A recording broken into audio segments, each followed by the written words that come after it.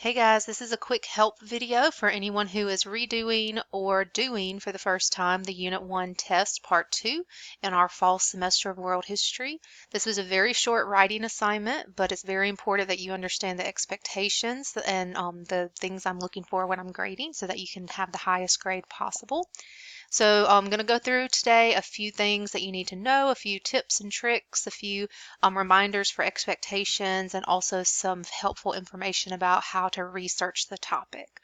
First things first, I do want to remind you about academic honesty. It's okay to use outside sources to do research on topics, but you should never copy and paste, or you should never use the same wording as a source that you've used for research. You should always put things in your own words, especially if it's an assignment like this, which has a big opinion component to it. You should be making sure that you're explaining your opinion for half of the assignment here. A few other guidelines that are in this particular assignment. Remember that you should always use correct grammar, spelling, and punctuation when possible. If something is not easily understood when I'm reading it, I may give it a lower score because I'm not understanding your topic or your point. May ask you to revise.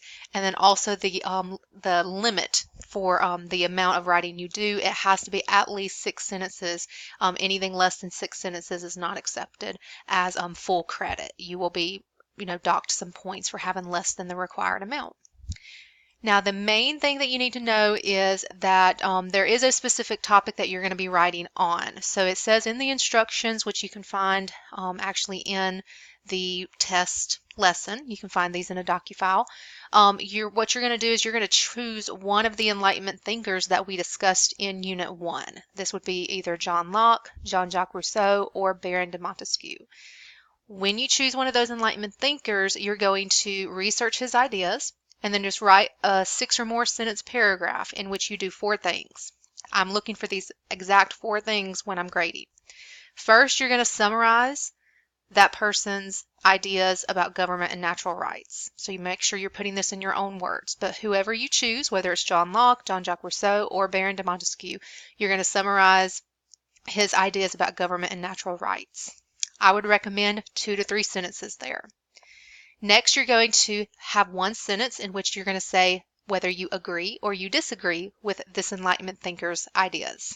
So again, very simply, this is an opinion-based question. After you do the summary of his ideas, next is you're moving on to opinion.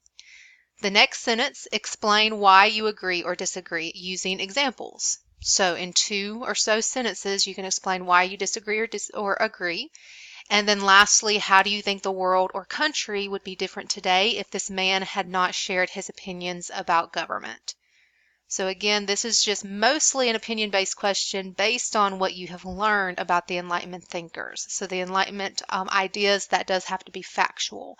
But I've also put together a video that kind of reviews each of these Enlightenment thinkers and kind of summarizes his ideas to help you with that research. So I'm going to show you now that very short video about the Enlightenment thinkers.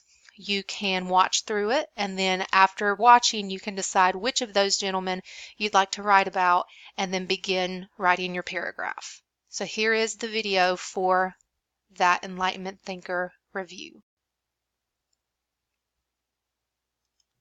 Hey guys, let's talk about the Enlightenment. So the Enlightenment was a time period from about the mid-1600s to the late 1700s, and it's also known as the Age of Reason, meaning that it's an intellectual movement or a time period in which the ideas of logic and the way people think change. So people start to apply more logical and reasonable ideas to social and political worlds. For example, there was this spread in the belief that through education and scientific reason, people could make the world a better place. So it goes back to that idea of democracy spreading, in which people more and more started to understand that an individual person has the right to have a say in their own life, and they can change and make the world a better place. So Enlightenment thinkers and philosophers of this time are going to apply the reason that we see in the Enlightenment to the social world and to law. For example, we have a man named John Locke who started to discuss the idea of natural laws of government and society in about 1690. So these natural laws he believed were basic rights of humans that existed long before there were kings or governments. So these people are just born with these rights. And among these rights are the rights of life and liberty and the ownership of property. So in 1690, he wrote a book called The Two Treaties of Government. And he believed in this book, he stated that it's the government's job to protect the life, the liberty, the property, and such of the citizens. And that's the government's job. He said that if a government robs the people of those rights, or if the government does not protect those rights, then the citizens have the right to call for revolution in the government. Another great Enlightenment philosopher was the Baron de Montesquieu, who wrote a book called The Spirit of Laws in 1748. And in The Spirit of Laws, Montesquieu wrote that the best way to protect liberty was to separate a government's powers into three branches: a legislative branch to make laws, an executive branch to enforce laws, and a judicial branch to interpret the laws. So with the power divided among the three branches, he said that no part of the government could become more powerful than the others. And then also we have Jean-Jacques Rousseau, who wrote The Social Contract in 1762. And Rousseau argued that the only legitimate power a government can have comes from the consent of the people it's governing. So if the citizens decide that there's something in the government that's not working for them, they should have the ability to take the power away from the government officials. So the government should only have as much power as the people allow. Alright, so as you can see from that very brief video, I've shared some information with you about each of these Enlightenment thinkers. So now your task is just to choose one and complete these steps to write a paragraph. So here's an idea about how you can go about doing this and splitting your information apart. So the first thing you should do is watch the Enlightenment Thinker video, which we have already done. You can review the lessons from Unit 1 if you'd like. But the first part of your paragraph is just to summarize, so put in your own words the beliefs of one of these men. So 2 to 3 sentences on that. Next, you're going to write one sentence about whether you agree or disagree with the man's beliefs. And then in about 2 sentences, tell me why you agree or disagree. And then last, tell me how do you think the world would be different if no one shared this person's beliefs.